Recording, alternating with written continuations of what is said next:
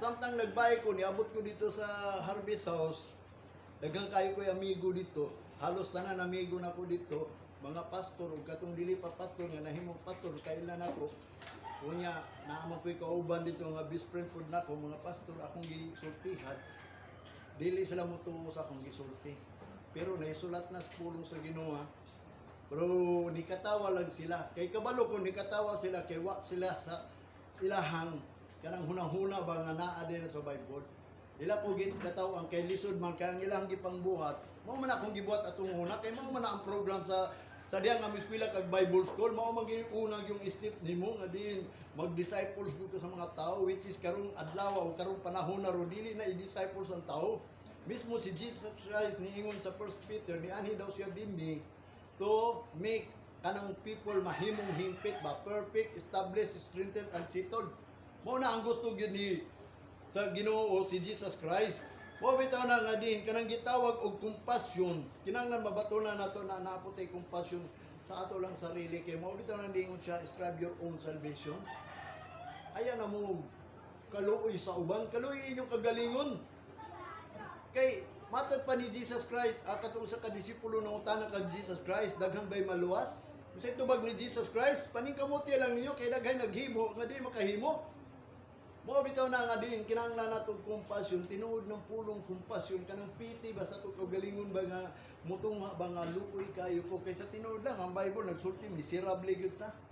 Kay kung wala pay light, why the light is given? Mo na gingon ni Job, ngano ang light gihatag? Because the way of man is hide from God.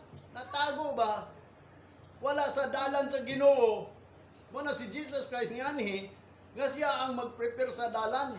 Mo nang ingon si John the Baptist, a one crying in the wilderness, nga matod pa niya, prepare the way of the Lord, make it straight. Make the way straight, make the crooked road.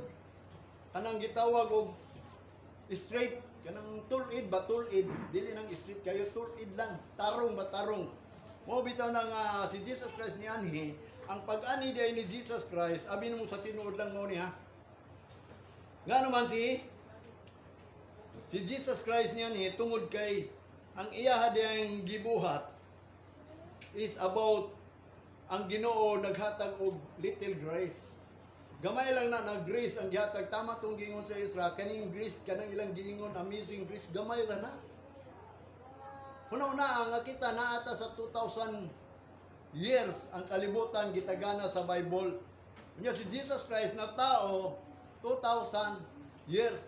Ang kalibutan gibuhat niya 6,000 years. Nya si Jesus Christ nitungha or after 4,000 years, nahuman ang 4,000 years, si Jesus Christ nitungha, gikan ni Jesus Christ hangtod sa ato ang kalendar karon kay kita nagsugot og kalendar kay Jesus Christ man.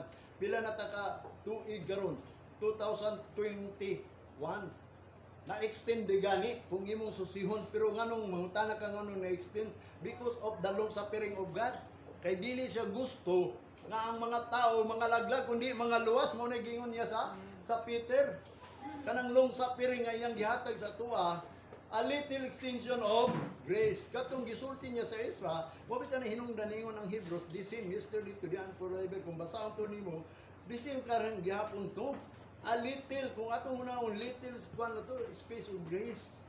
Nga din, matod pa sa Ginoo, gamay ra na akong gihatag ninyong grasya. Kung dili pa gyud nato na paningkamutan, manang giingon, kung magpadayon patas pagpakasala, ingon pa ni Apostol Pablo sa Roma chapter 6 verse 1, shall we continue in sin that the grace of God may abound? God forbid, ingon pa ni Apostol Pablo, palayo na. Ayaw gid na ninyo hanon na kay ang Ginoo grace. Hapit na mubalik ang Ginoo, maningkamot ta mo nang mingon ko ninyo prepare. Ngano nga prepare ta? Because of the kanang propesya gud ni Amos. Nga matod pa niya, because He will avenge. Manimalos man gud siya.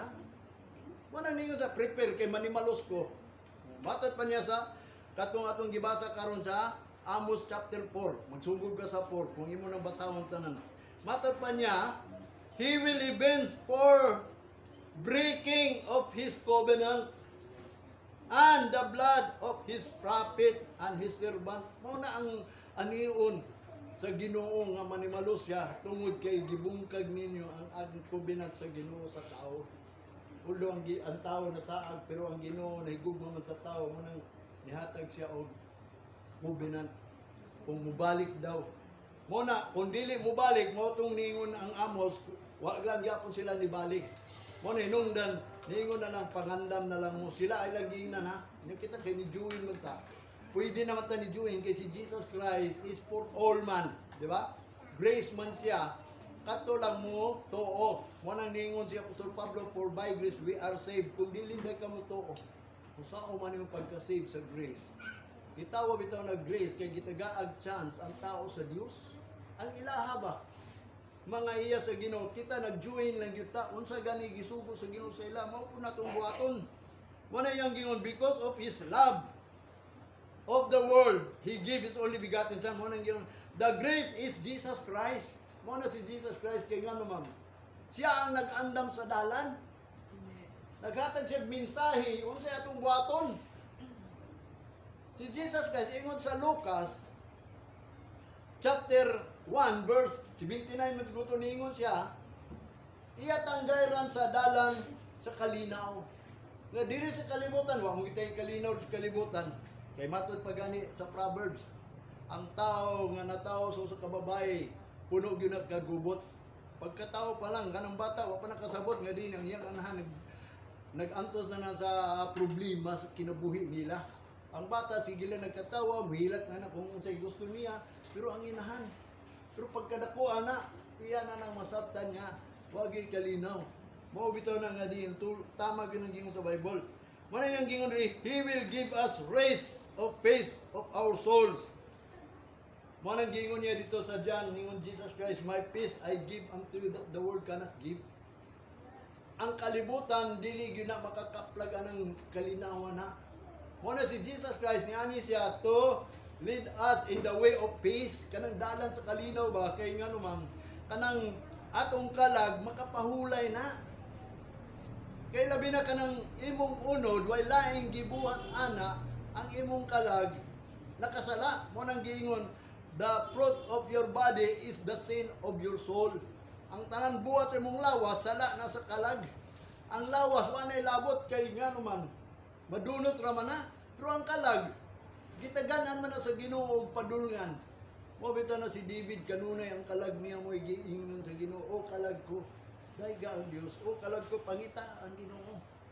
Mo na iyang lawas wa niya panumbaling niya ang iyang gibati, ang iyang sulod sa kasing-kasing. Kay ngano man ang pag kinabuhi sa kalag mo ni mo kasing-kasing. Ang kinabuhi sa imong lawas mo ni imong hunahuna. Unya kaya kanay imong hunahuna, labi na kung wa ka kabalo kung sa imong hunahunaon, sa imong buhaton bilang ikaw Kristiyanon, puro na lang na hunahuna ni mo sa kalibutan. Mabita na nga ang Ginoo nagsulti siya, kanang rest of peace. Munang giingon niya dito sa Matthew, ingon ni Jesus Christ sa 11:28, come unto me all ye labor, and I will give you rest. Muna gusto kita mo pahulay kanang magpuyo ta nga pahulay ba? Mabitaw na nga mag-unsa man ang naikwarta. Abi nung sa tinuod ang Ecclesiastes nagsulti gyud. Dili gid mo tugot ang kwarta nga pakatulugon ka.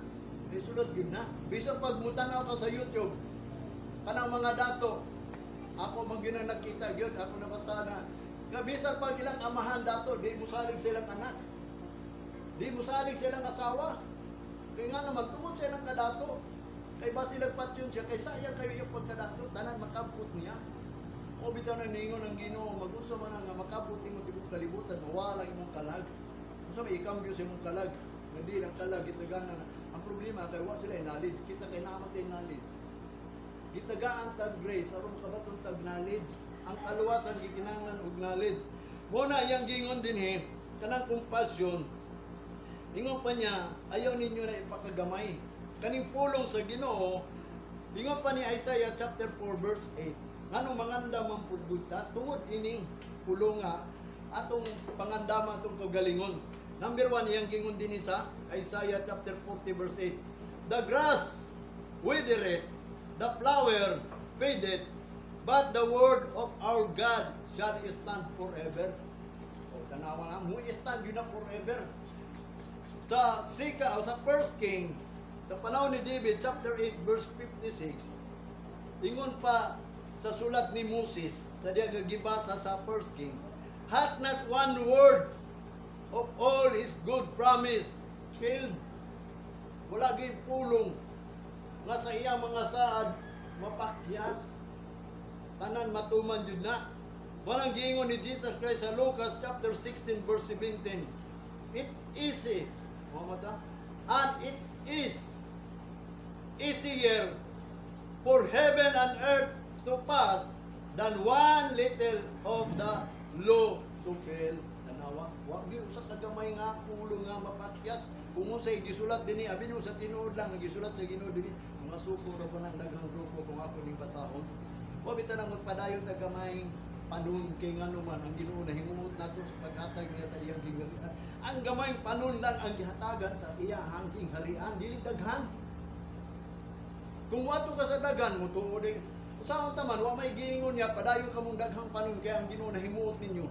Ang iyang gisulti gamay panon aron dili ka ma-discourage ba bisag gamay lang ta. Matud pamangani ni Jesus Christ, 2 or 3 gather together in my name, I am in the midst of them. Wala man siya nagingon sa daghan na Asya. At unang panahon kay tao man to niya. Bisan pag makasasala nga tao niya kay Israel, tao gyapon to sa Ginoo. Kita di man ta tao sa Ginoo. Niapilan ta, ni join lang ta. Kuno sa kabutang ng mga Kristohanon karon ba? Nagsalig sila. Kaya si Kristo, wa sila kabalo nga si Kristo napakamatay sa ila lang aron mapasaylo sila. Wiya kung wapil ta, di pasaylo mo punta, kaya ang Ginoo gugma. Mo bitaw na sa kabutang nga din kung di nimo na masabtan na mo pag Kristohan mo, saligdan ka. Gamay ray maluwas iyang giingon. Mo bitaw tuningon si Apostol Pablo, remember nga ang pagbalik daw kuno ni Jesus Christ sama kuno sa o mismo si Jesus Christ, ang iyang pagbalik, nag-ingon siya, the Son of Man coming as the days of Noah. Kung sa ingon the days of Noah, they were eating, they were drinking, they were marrying, and they forget nga si Noah ni-enter na sa arka, nakalimot sila, unaware sila, maupod na kita, ang Son of Man, kung ang atong unahuna, dili unahuna nato di si Ginoo nga mubalik siya, sigurado gyud tang unaware gyud ta. Mao bitaw na ako gingon ninyo, kining pulong sa Ginoo dili nato ni ipakagamay. Ang Jeremiah chapter 26 verse 2. Ingon pa niya, thus saith the Lord, stand in the court of the Lord's house and speak unto all the city of Judah which come to worship in the Lord's house all the word that I command thee to speak unto them, diminish not a word. Kung igingon ni Jeremiah, ngadto sa mga pari nga di nagwali, umadto kamo sa balay sa Dios, ug isulti ninyo sa ilang atubangan sa syudad sa Huda. Kining pulo nga akong gisugo kanyo, isulti ngadto kanila nga ayaw ninyo ipakagamay ang pulong sa Ginoo. O bitaw akong mingon ninyo ba sige pakagamay ninyo pulo sa Ginoo. Ako nakasulti na ko ninyo. Kung baliwala lang ninyo ni mga pulong lang wa na ko'y mahimo basta kung musulti gyud ko ninyo. Kanang diminish, to make less, to become less, to reduce, waan ba? Inyong i-reduce niya ha, katula kung tumanon aga to. Una usahay ka nang kung dili ka mag-examine sa mong kagalingon kung naa ba kayo pagtuo. Kasi mong pagtuo rin na pakyas. Wala ninyo si Apostol Pablo, examine yourself. Whether you are in the faith of faith, pagtuo dia sa Ginoo. Basi diay napakyas ka kay ngano man. Unsay gingon sa James chapter 2 verse 10? Matuman nimo ang tanan makapakyas kag isa, unsay tawag sa imo ha? Mali na pasul. Pabita na gusto sa Ginoo nga kita makumpleto. Ang Philippians 1:6 ayaw mo kumpiyansa, ingon pa niya, being confident of this spirit, if you began in the work of the Lord, kung magsugod mo sa bulutod sa Ginoo, be complete until the coming of Jesus Christ. Kaya kung di ka makumplito, pabita ng scripture is inspired by the Holy Spirit, is given to us to reprove, to correct, and to instruct, that the man of God may be earnest. Kanang makumplito ba? Kanang balay nga kumplito ba? Munang giingon, in the good works sa diha sa maayong bulaton. Munang giingon niya, do not diminish Kaya nga naman, ang Revelation chapter 22 verse 19, and if a man or any man shall take away from the words of this book of this prophecy, God shall take away his part out of the book of life and out of the holy city and from the things which are written in this book. Sawa kung kuhaan na ito ni Kusa na ay mukuha ini. Kinanglan tanan matuman ni. Natuman na ito ang pinakagamay. Gamay rata. Mingon sa Ginoo, padayon ka mong gamay panon. Mo na ako mingon niyo. Ayan na mo ato sa daghan kay gamay ra gigingon sa Ginoo. Kay nga naman gamay ra maluwas bisan pagtanang tao puro Kristohanon. Pero ang prophecy sa Ginoo kanang tanang tao mahimog yun na kay giprofesi na niya. Dili pa mubalik siya hangtod ang pulong sa Ginoo masangyaw sa tibok kalibutan. Anang pagkadaghan sa mga tao gituklod na sa Ginoo nga mao nay muingon sa propesya nga diin kung ang gospel na sa Ginoo mawali sa tibok kalibutan mubalik ng Ginoo.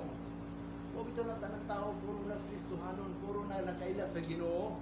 So time na ang Ginoo mubalik, siguro na pay isa o duha tulo ka buok kay balo. O bitaw na pasalamatan nato ang Ginoo kay naghatag pa siya time na to. Mo na yang gingon a little space. Mo na kung ang tao daw kuno bisan kinsa nga diin kuhaon niya kining pulong kanang book of the prophecy of this prophecy kining ipangsulti diri ba. Wa gani nimo matuman ning isa. Abi mo sa tinuod lang sultihan tamo di man imo ako tama. Ang pulong sa Ginoo tama nanulti lang ko sa tinuod. Kung masuko sila natural. Pwede ko nila ilansang. Mabita na si Kristo gilansang nila kay ngano man. Mabita na gidumtan si Kristo ningon naman daan si Kristo ako dumtan ko nila kay ngano man ako gisulti ang ilang mga daotang buhat. Opo na ako muingon ko sa ila kung masuko ako mga kaubang mga pastor kay gisulti na ko ang mga kulang nilang gibuhat. Muna ako mga pastor nga kaila ko munang giingnan ako kulang lang ang inyong gibuhat. Mabita na kamo ako nag-ingon ko ninyo na nata sa final puro na final ni ako.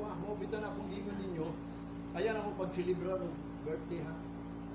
Sa may atandi ni mo na yung mga kalipay kay kontra sa kaluwasan sa Ginoo. Ang atong isilibrar mo niya kung wa pa mo kasabot because we are new creature. Di ba? So ang atong isilibrar, ang atong pagkatao diha sa Ginoo nga kitag giluka, kitag giluwas. Mao na atong isilibrar, mao na ang Ginoo kanunay atong himayaon dili atong kaugalingon. Kay wan nga himayaon pa nimong kaugalingon, naglakaw pa ka sa unod kay ang imuhang gipalabi ang imuhang anak kanang birthday is about yourself man na. Lisod kay nano pero final na. Aron masabtan ninyo, there is no condemnation who walk not after the flesh, but after the Spirit. Ang wala na kondinaha, ang dili na ma-imperno katong wala nagsubay sa unod, kundi katong nagsubay sa Espiritu.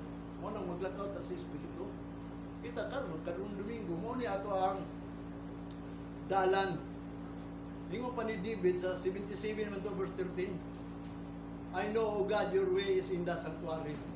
Ang dalan sa Ginoo nagit sa simbahan, dili sa gawas. Pag ito sa katong diadto ko tong nagbayad ko dito sa mga amigo, masakitan gyud ko magtan-aw kanang mga tao mga gitudluan sa mga pastor nga dili gani mao. O bitaw to akong nawalihan to sa abi no sa tinuod lang. Ang prayer di ginapili buhaton sa gawas. Mingon siya nga kanang birthday mago kung gingon nga dili na mao na kay kana celebration na sa imong lawas. Mingon ikaw na tawo mo kapag-usap. Ang iselebrar kanang pagkatao di sa espiritu. So ayaw na batia ang imong lawas, ang imong unod. Ayaw na pagbigi ang imong unod sa gusto sa imong unod. Ano gingon ang gusto sa Ginoo nga ikaw natawo ka pag-usap ang iyang iselebrar nga kanang maglakaw ka sa iyang kanang gitawag og spiritual way. O itong giinan na ko siya, sa ato pa, dili na dahil ka pwede invite ton. Pwede man, pero ayaw na ko pampuha. O ito ningon siya, pampuha ka, di ko kumato dito, kaya nga naman naman na sa Bible, kanang muampo, klaro makayo ng muampo, ayaw na, ingnon na ipagagamay na to ng pulungan na.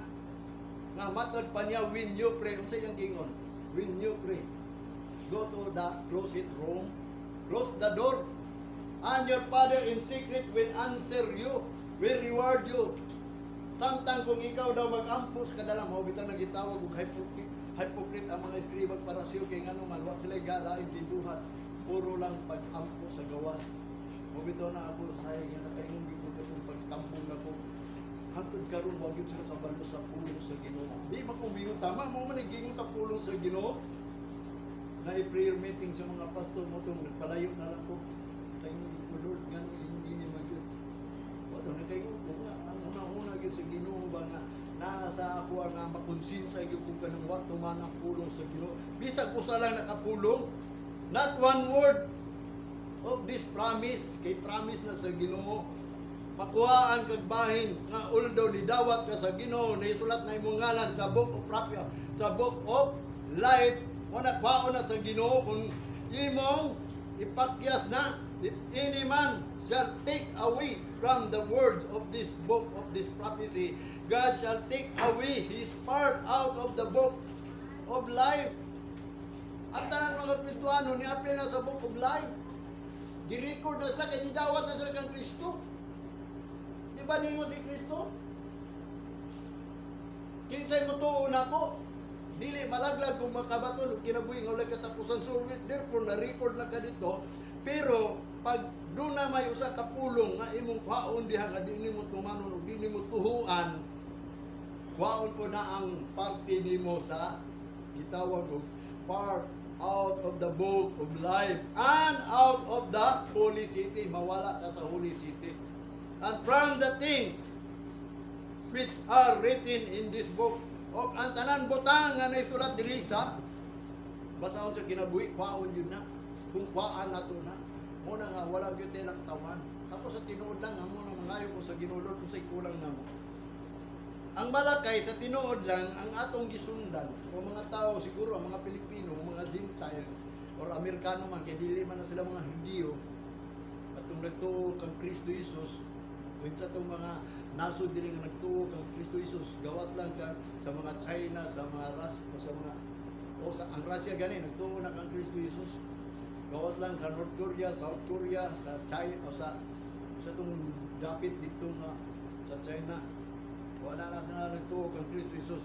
Muna iyang gingon din niya sa Malakay chapter 2 verse 9, therefore have I also made you contemptible and base before all the people, according as ye have not kept my ways, but have been partial in the law.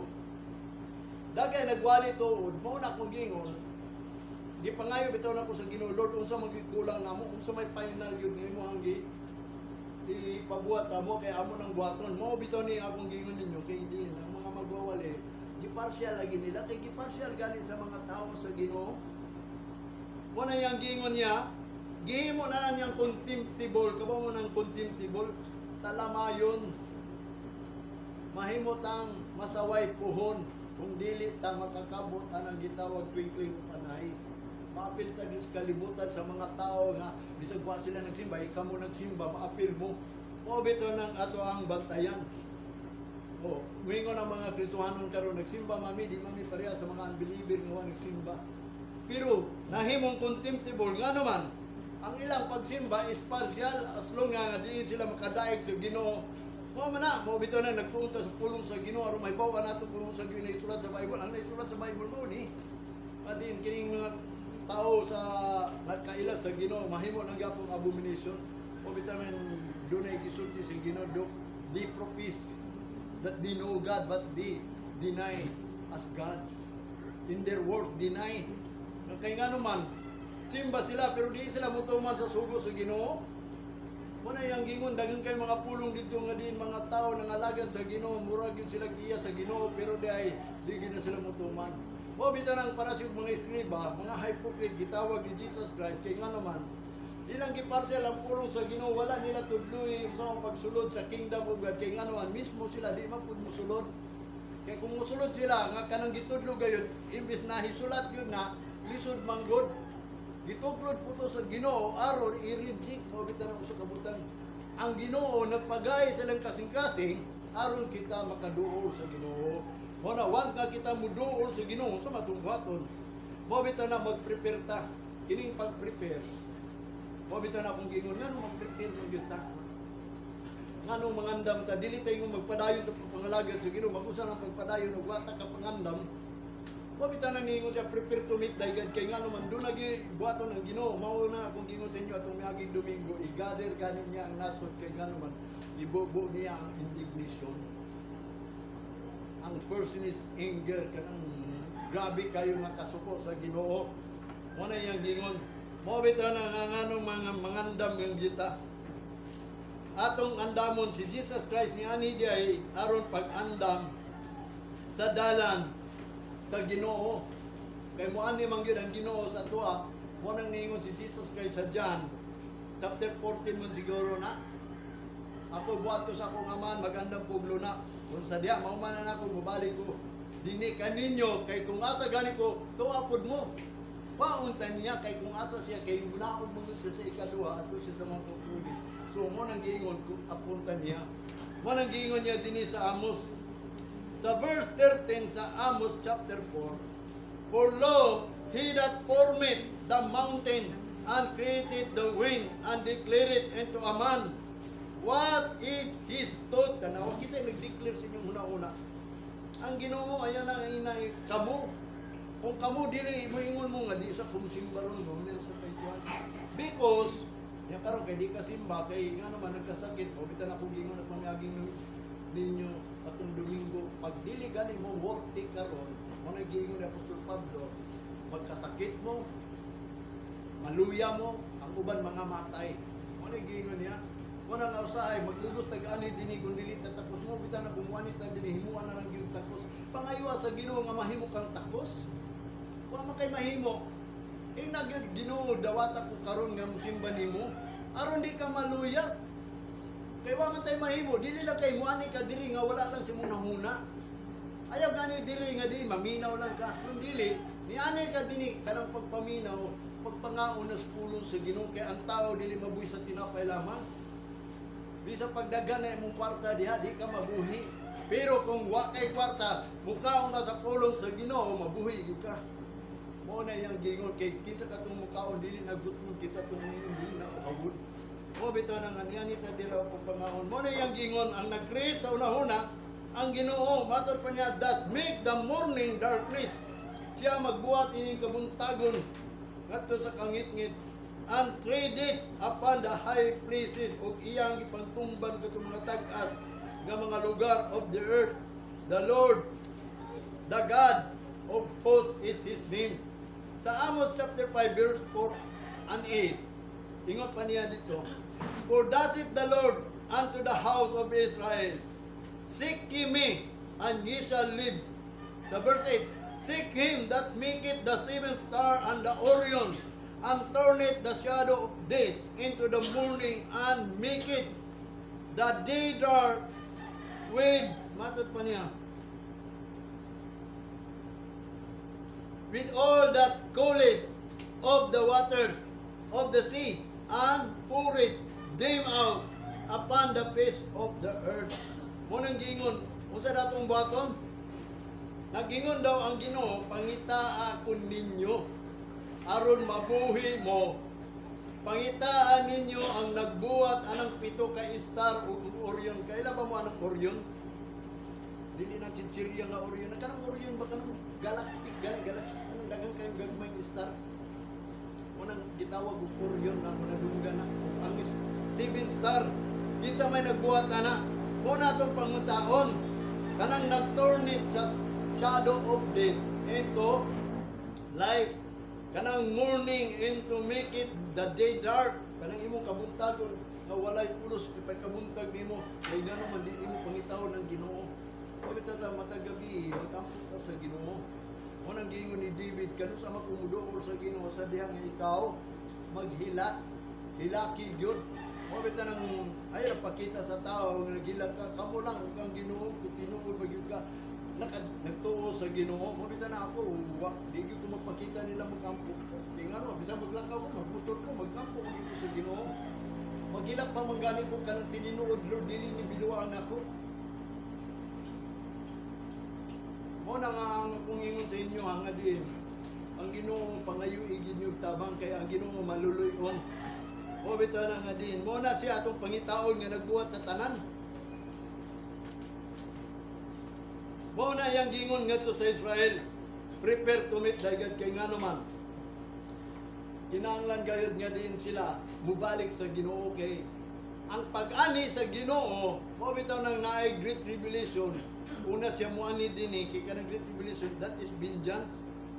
In Jeremiah chapter 15 verse 7, I will destroy my people since they return not from their ways. Naglagon gid niya ang mga katawan sukad nga wa gyud sila nibalik.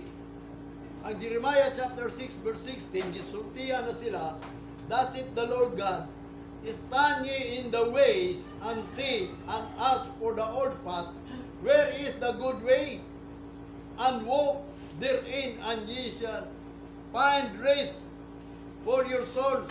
But they said, we will not walk therein. Sa tinuod lang ang Israel, di gina sila mo subay sa sugo sa Ginoo. Nagbuhat na sila ilang kagalingon. Pero kung doon na may mga ingon, taga-Israel nga, mga mistiso na lang na kanang ito kung Jesus Christ, sama na to. Kaya nga naman, si Jesus Christ na ang dalan padung sa amahan. Kung di sila muagi kang Jesus Christ, pero gi-prophecy na sila di gid mubalik sa Ginoo, kaya nga naman wa man gid sila nidawat kang Jesus Christ.